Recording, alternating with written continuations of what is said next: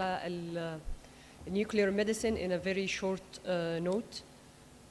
أول حاجة إيه الفرق بين nuclear medicine والconventional radiology. Conventional modalities as X-ray and CT, the X-ray is emitted or transmitted through the patient's body from the machine. In nuclear medicine, we inject the patient with a radiopharmaceutical that's radioactive, and the gamma rays are emitted from the patient's body and then detected by the gamma camera over the PET scanner. Nuclear medicine uses radionuclides, which are unstable forms of elements. The atomic nuclei of them decay and start to emit the gamma rays that we are detecting by the cameras that we use. This is used for diagnosis and treatment of disease. We can couple certain radionuclides with treatments or drugs to use them in the example for theranostics. When a radiopharmaceutical is administered in the patient, they accumulate in different organs or tissues. Example as radioactive iodine that will go to the thyroid acting as regular iodine and shows the parts in the body where there is normal uptake of iodine. The FDG, which simulates glucose, will be taken up in various tissues and shows by imaging where the areas where we have heavy glucose metabolism. The pros or advantages of nuclear medicine imaging: examining physiology and organ functionality, the possibility of molecular targeting and precision treatment as in theranostics. For example, in tumors that have somatostatin receptors, we can inject a radiopharmaceutical and detect the uptake of them. Take as many images as we can after injection, since dose is administered at the time of the injection. And then we can, after a while, we can still go back and take extra images as we want. The concentrations are low, so safe for patients with renal or hepatic failure. The disadvantage of nuclear medicine, the radiopharmaceutical remains in the body for quite a long time after examination, average about 6 hours. So during the preparation of the patient, we have to ensure the isolation of the patient from pregnant women and children below 5 years old, at least for 6 hours. Low spatial resolution, producing unclear images. The variation in the biodistribution for reasons other than disease, such as movement and high blood glucose levels in PET-CT, affect the distribution of the FDG. The safety in nuclear medicine, it is generally a very safe and non-invasive technique. For the medical staff, the dose limit is effective dose of 20 millisievert per year. Using shielding and safe handling of the radiopharmaceuticals as per the guidelines of IAEA regulations will also, with continuous personal and workplace monitoring for radiation levels, will create a very safe environment for the practice.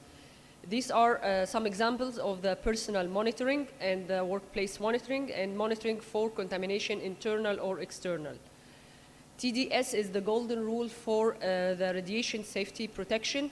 It's to minimize the time of the exposure, use distance tools as forceps, and use the different shielding during the handling and the injecting the patient, handling of the radiopharmaceutical and the patient.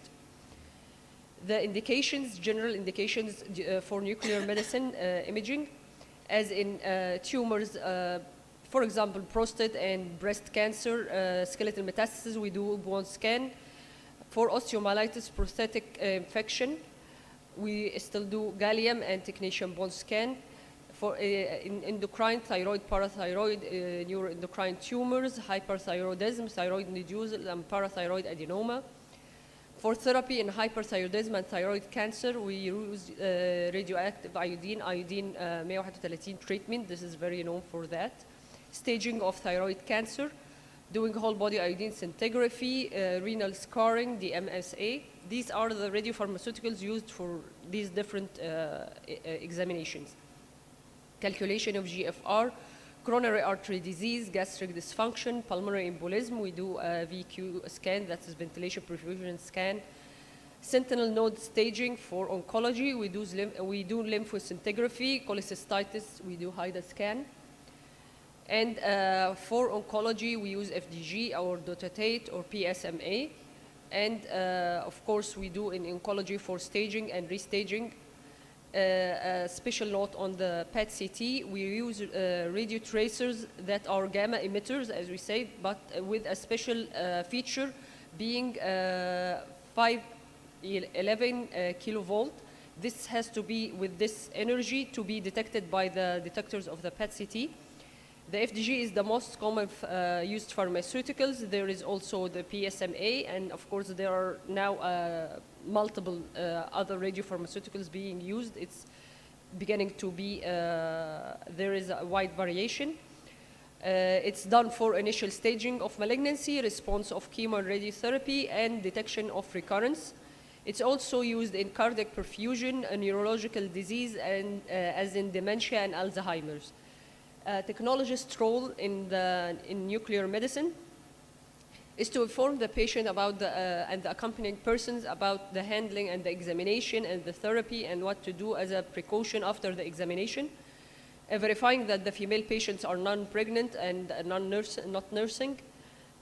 Performing the radiological procedure as optimized protocol and ensuring the patient protection, calculation of the administered activity to a child or an adult according to the local rules, verifying the administered radiopharmaceutical and its activity, and performing regular quality control check for the activity meter and the gamma camera, contributing in the preparation of a specification for new equipment, participating in the optimization of imaging protocols, and informing the physician or the radiation protection officer in case of accident or incident. This is a quick example of one of our most common done nuclear medicine procedure is bone scan. Bone scan, first of all, we have to ensure the patient is very well hydrated. We inject 15 to 20 millisievert of technetium MDB IV. We wait for 2 hours and then start taking whole body images. The waiting period is to ensure a maximum bone to background ratio of uptake with satisfactory image quality. We instruct the patient to empty the bladder, and then we take the static imaging. In cases of localized complaint, we do a dynamic and blood pool study. The dynamic is done immediately after injection for 30 seconds to 1 minute. And then after 5 minutes, we do the blood pool images. These images will give us an idea about the regional perfusion of the lesion and metabolic state, and it's called 3-phase bone scan. And it's used for other non-oncologic causes such as bone infection, osteomyelitis, and AVN, and evaluation of prosthesis.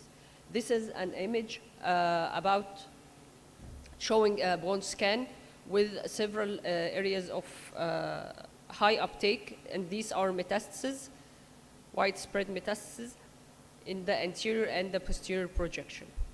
Thank you.